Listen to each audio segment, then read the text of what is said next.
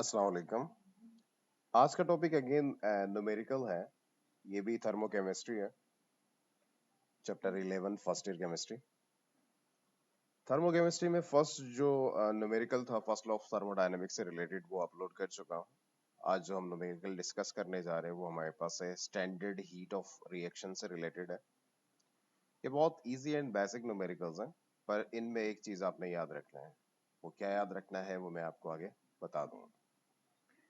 चलो टाइम जाया कि अब अगर हम डायरेक्ट न्यूमेरिकल स्टार्ट करते हैं। यहाँ पे एक क्वेश्चन है, आपके बुक से उठाया मैंने, और यहाँ पे बताया जा रहा है कि यार नाइट्रिक एसिड ऑसवाल्ट मेथड से बनाया जाता है। उसमें अमोनिया की रिएक्शन करवाई जाती है एक्सेस ऑफ ऑक्सीजन में, तो वहां पे नाइट्रस ऑक्साइड और साथ में आपके पास से वाटर बनता है। और इस क्वेश्चन में पूछा है कि determine standard heat of reaction from the following given data.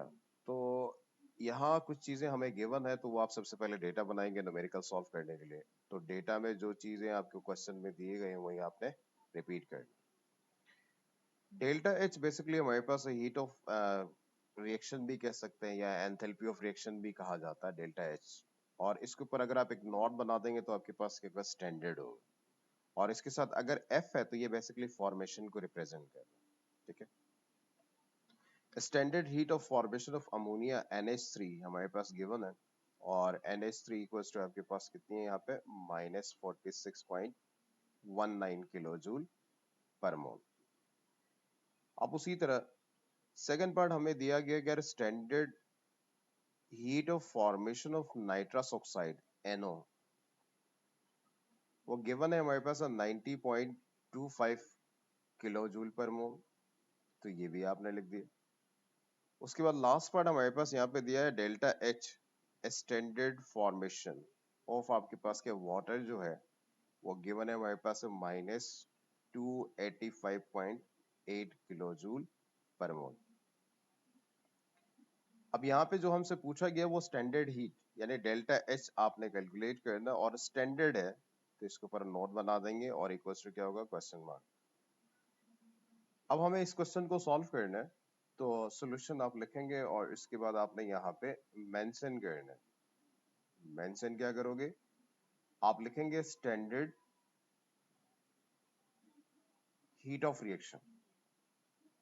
Standard heat of reaction calculate करने के लिए हमारे पास एक फॉर्मूला है, वो फॉर्मूला मेंशन करना आपने लाजमी है। वो है delta H standard equals to summation N. N basically mole को रिप्रेजेंट कर रहा है, या समीशन का मतलब समीकरण। फिर यहाँ पे आएगा डेल्टा एच ऑफ प्रोडक्ट, तो सफिक्स में आपने यहाँ पे प्रोडक्ट लिखना है, और फिर minus again summation N moles आएंगे, और डेल्टा एच ऑफ आपके पास क्या है रिएक्टेंट, आपने यहाँ पे रिएक्टेंट लिखा। ये हमारा स्टैंडर्ड हीट ऑफ फॉर्मेशन निकालने का इक्वेशन है, ये आपके पास फॉर्मूला है। अब देखें इस क्वेश्चन के अंदर हमें एक इक्वेशन दी गई है, तो ये जो लेफ्ट साइड आपका है, एक बात और याद रख लीजिएगा, अक्सर बच्चों को यहाँ पे एक और कंफ्यूजन होती है। इक्वेशन का जो लेफ्ट साइड होता है, ये जो लेफ्ट पार्ट आपका है, ये रिएक्टेंट कहलाया जाता है, और उसी तरह जो राइट साइड आपके पास है, ये प्रोडक्ट कहलाया जाता है। ये फॉर्मूला हमें ये कुछ इस तरह से बता रहा है कि पहले आपने प्रोडक्ट की एनर्जी एंथैल्पी फाइंड करना है, फिर माइनस करोगे, फिर उसके बाद आपने क्या करना है रिएक्टेंट्स की एंथैल्पी निकालना। इसको सॉल्व करने के दो मेथड्स हैं, पर जो सबसे सिंपलेस्ट है वही मेथड हम यहाँ पे यूज करेंगे। तो देखिए सबसे फर्स्ट आपके पास यहाँ पे प्रोडक्ट वाला पार्ट आपने डिफाइन करना है, तो आप इक्वल्स टू की साइन बना देंगे और उसके बाद एक लार्ज ब्रैकेट बना दीजिए। ये लाजमी है, लार्ज ब्रैकेट बनाओगे, स्पेशली मेडिकल वाले कैलकुलेशन बहुत सारी गलतियां करते हैं, तो ये लार्ज ब्रैकेट जरूर बना दीजिएगा। ये बुराई नहीं है, मैं आपके पेपर के हवाले से बता रहा हूँ। तो फर्स्ट पार्ट देखिए यहाँ पे लिखा है कि 4NO लिखा हुआ है, तो देखिए 4NO का मतलब ये देखिए यहाँ पे N लिखा है, N क्या है मोल है, मोल को आपने मल्टीप्लाई करना है डेल्टा H के साथ। तो प्रोडक्ट साइड के अंदर हमारे पास NO भी है और साथ में क्या है वाटर भी है। तो फर्स्ट आप यहाँ पे लिखेंगे 4, और ब्रैकेट के अंदर आपने अगेन NO की एंथैल्पी जो है वो फॉर्मेशन की, वो हमारे पास कितनी है 90.25, और ब्रैकेट क्लोज कर देंगे। प्रोडक्ट यहाँ पे मेरे पास दो हैं, एक NO है और एक आपके पास क्या 6H2O है। तो देखिए 6H2O का मतलब ये है कि प्लस और 6 लिखेंगे, फिर से ब्रैकेट ओपन करेंगे। बात रिपीट कर रहा हूँ, वाटर के मॉलिक्यूल्स के साथ यहाँ पे 6 मोल्स हैं, तो वो 6 मल्टीप्लाई करना लाजमी होता है। तो यहाँ पे वाटर में आप क्या लिखेंगे, वाटर की जो एंथैल्पी चेंज आपको दी गई है वो है -285.8। और एक और चीज याद रख लीजिएगा, आपने साइन लाजमी तौर पर यहाँ पे बनाने हैं। अगर प्लस है तो प्लस बना दोगे और माइनस है तो आपने माइनस बनाना है। अब ये प्रोडक्ट की कहानी खत्म, दो ही पार्ट्स थे तो आपने प्रोडक्ट डिफाइन किए, तो अब ब्रैकेट आप क्लोज कर देंगे, तो ये आपने क्लोज कर दिया। फिर देखें प्रोडक्ट माइनस रिएक्टेंट है, तो आपने यहाँ पे साइन दोबारा से क्या बनाना है, माइनस बनाना है। आप माइनस इंडिकेट करोगे। फिर उसके बाद हमारे पास क्या रिएक्टेंट है, तो रिएक्टेंट साइड में देखें हमारे पास कितने रिएक्टेंट्स है, दो रिएक्टेंट्स है, एक ऑक्सीजन है और एक आपके पास के NH3 है। फर्स्ट NH3 के साथ यहाँ पे 4 मल्टीप्लाई हो रहा है, तो आप पहले 4 लिखेंगे। आपने 4 लिखा, फिर उसके बाद ब्रैकेट के अंदर NH3 की वैल्यू तो हमारे पास गिवन है, वो है -46.19। आपने लिख दिया ब्रैकेट क्लोज, ये रहा, यहाँ से आपने लिख दिया। फिर इसके बाद प्लस की साइन, और दो प्रोडक्ट से यानी दो रिएक्टेंट से, तो इन दोनों के बीच में हमेशा प्लस की साइन आना चाहिए, तो प्लस आपने यहाँ पे इंडिकेट कर दिया। फिर उसके बाद 5O2, आपने 5 लिखा, फिर उसके बाद देखिए O2 ऑक्सीजन है। ऑक्सीजन की तो हमें क्वेश्चन में कहीं दूर दूर तक तो एनर्जी गिवन है ही नहीं, तो अब क्या करो, एक बात याद रख लीजिएगा, जब भी मॉलिक्यूल्स हो, चाहे ऑक्सीजन हो, चाहे आपके पास हाइड्रोजन हो, चाहे आपके पास क्लोरीन हो, तो इन सब के डायटोमिक मॉलिक्यूल्स है, तो स्टैंडर्ड एंथैल्पी ऑफ फॉर्मेशन किसके इक्वल होगी, जीरो के इक्वल। और उसी तरह एक और चीज आपने याद रखना कि खाली मॉलिक्यूल्स की बात, डायटोमिक मॉलिक्यूल्स की बात नहीं हो रही है। यहाँ पे अगर एलिमेंट है, जैसे Fe लिखा हुआ है खाली, या सोडियम लिखा हुआ, तो उनकी भी एनर्जी क्या होती है, स्टैंडर्ड हमेशा जीरो के इक्वल होगी, तो आपने यहाँ पे भी जीरो लिखना है। तो अब इस 5 के साथ क्या मल्टीप्लाई होगा, जीरो, और ब्रैकेट आपने क्या कर दिया, क्लोज कर दिया।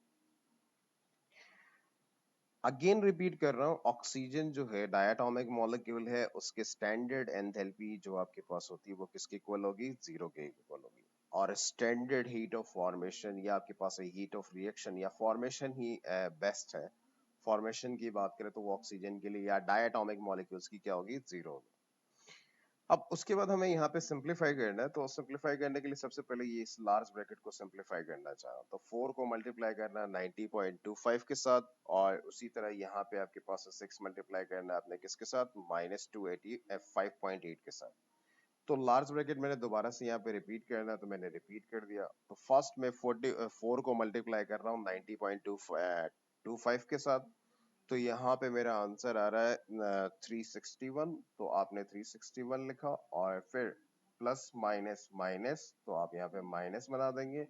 और अब आपने 6 को मल्टीप्लाई करना है 285.8 के साथ, तो जब मल्टीप्लाई करोगे तो यहाँ पे आंसर आ जाएगा 1714.8 आ रहा है। उसके बाद ब्रैकेट क्लोज, बीच में माइनस की साइन है, आपने माइनस बना दिया। अब यहाँ पे नेक्स्ट पार्ट में देखें, यहाँ पे साइन कुछ भी नहीं, तो क्या है, प्लस है, तो प्लस माइनस माइनस, तो यहाँ पे माइनस आ रहा है। तो अब 4 को मल्टीप्लाई करना है आपने 46.19 के साथ। जब आप 46.19 के साथ मल्टीप्लाई करोगे तो ये आएगा हमारे पास 184.76। तो अब अगेन, अब इस ब्रैकेट को आपने फर्दर सिंप्लीफाई करना है, तो मैं नेक्स्ट पेज पे जा रहा हूँ, वहां पे आपको सिंप्लीफाई करके बता दूँ। अब डेल्टा एच जो हमारे पास यहाँ तक जो आया था स्टैंडर्ड, वो कुछ इस तरह से आया था कि फर्स्ट जो ब्रैकेट है, दोबारा से रिपीट कर रहे हैं, ये आ रहा है 361, ये 361 माइनस 1714.8, फिर ब्रैकेट क्लोज, बीच में माइनस की साइन, अगेन उसके बाद ब्रैकेट ओपन, और यहाँ पे आपके पास क्या रहा है, -184 -184 पॉइंट आपके पास क्या रहा है, 76 आ रहा है, तो आपने यहाँ तक लिख दिया। फिर इसके बाद अब अगेन आपने सिंप्लीफाई करना, देखिए ये प्लस है और ये क्या है, माइनस है, तो प्लस माइनस क्या होगा, माइनस हो जाएगा, और माइनस होने के बाद यहाँ पे आंसर माइनस की आएगी। माइनस क्यों आ रही है, क्योंकि 1714 इज अ ग्रेटर नंबर, तो आप यहाँ पे पहले माइनस साइन लिखेंगे, फिर उसके बाद आप लिखेंगे 1353.8, और उसके बाद आपने ब्रैकेट क्लोज करना है। अब अगेन बाकी सब सेकंड पार्ट को तो आप एज इट इज रिपीट करेंगे 184.76।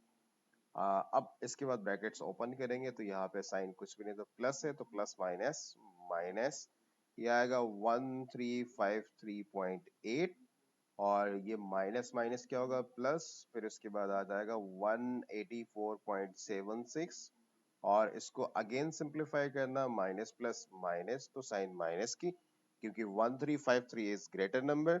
और अब इसको सिंप्लीफाई करूंगा तो हमारा आंसर आ जाएगा 1169.04 किलो जूल पर मोल। इसी तरह ये हमारा फर्स्ट जो आपके पास standard heat of reaction calculate करना था वो आ चुका। अब एक second numerical same to same है, और सेकंड न्यूमेरिकल इसी तरह के ये आपके बुक से ही है, आइसो ऑक्टेन है। ये ऑक्टेन हमारे पास एक ऑर्गेनिक कंपाउंड है, एज अ फ्यूल यूज किया जाता है। इसको भी अगेन आपने क्या किया है, कंबस्ट किया है ऑक्सीजन के प्रेजेंस में, और आप जला रहे हैं, और साथ में आपके पास यहाँ पे प्रोडक्ट क्या बन रहा है, कार्बन डाइऑक्साइड एंड वाटर।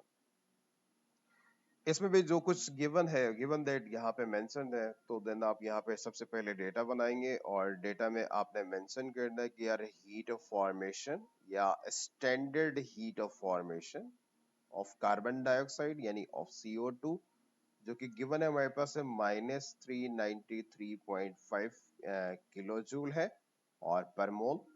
और उसी तरह नेक्स्ट पार्ट हमारे पास है स्टैंडर्ड हीट ऑफ फॉर्मेशन, और heat of formation of water हमारे पास गिवन है H2O, और इक्वल्स टू क्या है -285.8 किलो जूल पर मोल। और अब उसी तरह हमारे पास लास्ट वन जो हमें दिया गया है standard heat of formation of octane यानी iso octane, that is C8H18, और इक्वल्स टू हमारे पास क्या है -223.8 किलो जूल पर मोल। अब यहाँ जो हमसे पूछा गया है कि स्टैंडर्ड आपने फाइंड करना है हीट ऑफ कंबशन, तो डेल्टा H स्टैंडर्ड है तो आप नॉट बना देंगे, और कंबशन लिखा हुआ तो आपने C लिख देना, और कंबशन बेसिकली हमारे पास C से रिप्रेजेंट करते हैं, और इक्वल्स टू क्या होगा डेल्ट क्वेश्चन मार्क। अब अगेन वही अपने सेम फॉर्मूला यहाँ पे भी अप्लाई करना है, आप सोल्यूशन लिखेंगे और इसके ऊपर आपने हेडिंग डालना है। हेडिंग क्या डालेंगे आप, स्टैंडर्ड हीट ऑफ कंबशन। आपने हीट ऑफ कंबशन कैलकुलेट करना है तो आप दोबारा से वही हेडिंग डाल देंगे और फॉर्मूला आपने वही रिपीट करना है। आप लिखेंगे डेल्टा H स्टैंडर्ड है और इक्वल्स टू हमारे पास क्या होगा समेशन N इनटू आपके पास क्या है डेल्टा H ऑफ प्रोडक्ट, यानी वही सबसे पहले प्रोडक्ट आना चाहिए और बीच में माइनस की sign, then again summation N moles है, और डेल्टा H ऑफ आपके पास क्या रिएक्टेंट है, तो आपने यहाँ पे फॉर्मूला अगेन मेंशन किया। अब हमें यहाँ पे वैल्यूज पुट करने हैं, इक्वेशन लाजमी है इसमें। तो फर्स्ट देखिए ब्रैकेट बनाओगे, और प्रोडक्ट साइड को अगर हम डिस्कस करना चाहे तो हमारे पास दो प्रोडक्ट्स हैं, एक कार्बन डाइऑक्साइड और एक आपके पास क्या है वाटर है। फर्स्ट कार्बन डाइऑक्साइड के साथ यहाँ पे क्या मल्टीप्लाई हो रहा है 8, तो अब यहाँ सबसे पहले आपने 8 लिखना है, फिर ब्रैकेट बना देंगे, और ब्रैकेट में देखिए कार्बन डाइऑक्साइड की जो एनर्जी है वो कितनी है माइनस 393.5 है, और ब्रैकेट आपने क्लोज कर दिया। फिर सेकंड दो प्रोडक्ट्स है हमारे पास, एक क्या है CO2 है और एक आपके पास क्या वाटर है, इन दोनों के बीच में प्लस की साइन है, तो अब वही प्लस की साइन आपने यहाँ पे रिपीट करना है, और वाटर के साथ यहाँ पे क्या मल्टीप्लाई हो रहा है 9 मल्टीप्लाई हो रहा है। तो अब सबसे पहले देखें यहाँ पे 9 मल्टीप्लाई हो रहा है, मोल्स 9 है, तो आप यहाँ पे क्या लिखेंगे 9, और ब्रैकेट के अंदर आपने दोबारा से रिपीट करना वाटर के लिए H2O, H2O क्या है माइनस H2O की जो यहाँ पे वैल्यू आ रही है माइनस आपके पास आ रही है 285.8, और ब्रैकेट क्लोज हो चुका है, तो यानी प्रोडक्ट्स दो ही थे, तो इन दोनों की मैंने energies with respect two moles लिख दिए। अब माइनस की साइन, और उसके बाद अब आपने यहाँ पे रिएक्टेंट डिफाइन किया। देखिए अगेन वही बात आ गई, रिएक्टेंट में हमारे पास क्या है एक C8H18 है, आइसोऑक्टेन है, और साथ में आपके पास क्या ऑक्सीजन है। ऑक्सीजन डायटोमिक मॉलिक्यूल है, इसके स्टैंडर्ड हीट ऑफ रिएक्शन या आपके पास है फॉर्मेशन, या वो मे बी आपके पास इसको आप फॉर्मेशन कह सकते हैं, वो किसके इक्वल होगा 0। तो सिंपल आपने यहाँ पे किसकी एनर्जी लिखनी आइसोऑक्टेन की, तो आइसोऑक्टेन के सामने यहाँ पे कोई मोल है ही नहीं, यानी मल्टीप्लाई करने के लिए कुछ भी नहीं, तो यहाँ पे सीधे सीधे क्या है 1 है। तो आप 1 लिखे या ना लिखे कोई फर्क नहीं पड़ता है, आप सीधे सीधे ऑक्टेन के नंबर लिखोगे, वो आपके पास कितना है यहाँ पे -223.8, और एंड में आपके पास क्या होगा, अगर ऑक्सीजन मेंशन करना चाहे तो आप कर सकते हैं, नहीं करना चाहे तो कोई फर्क नहीं पड़ता, और ये लार्ज ब्रैकेट आपने क्लोज कर दिया। अब इसको हम सिंप्लीफाई करते हैं, और सिंप्लीफाई करने से जो आपका आंसर आ रहा है वो डायरेक्ट मैं आपको बता देता हूँ। इस पूरे ब्रैकेट को मैंने एक साइंटिफिक कैलकुलेटर से एक साथ सिंप्लीफाई किया है, और सिंप्लीफाई करने के बाद ये हमारे पास आंसर आ रहा है -5720.2 आ रहा है, और ब्रैकेट क्लोज है, बीच में साइन माइनस की, और उस तरफ आपके पास यहाँ पे क्या है -223.8 है, और अब मेरे पास स्पेस कम है तो मैं नेक्स्ट बोर्ड पे जा रहा हूँ। तो अब यहाँ पे अगर आप सॉल्व करना चाहें तो डेल्टा एच जो आपके पास स्टैंडर्ड ऑफ कंबशन सी, और स्टैंडर्ड है तो नॉट बना दें, और अब यहाँ पे जो वैल्यूज आ रही हैं आपके पास ब्रैकेट के अंदर -5720.2 है, और अगेन आपके पास है माइनस की साइन, और अब सेकंड ब्रैकेट जो आपका था जो रिएक्टेंट साइड वो था -223.8, और इसको अब और सिंप्लीफाई करेंगे तो ये ब्रैकेट ओपन होंगे तो यहाँ पे साइन कुछ भी नहीं तो प्लस है, प्लस माइनस माइनस, ये आया 5720.2, और अब ये माइनस माइनस क्या होगा, प्लस हो जाएगा, और ये आएगा 223.8, और इसको और फर्दर सिंप्लीफाई करेंगे तो ये आएगा -5496.4, और ये किलो जूल पर मोल। तो ये आपके स्टैंडर्ड हीट ऑफ कंबशन आप कैलकुलेट कर चुके हैं, इसके साथ दोनों न्यूमेरिकल्स मैंने आपके बुक के सिंप्लीफाई कर दिए। इसके साथ अल्लाह हाफिज।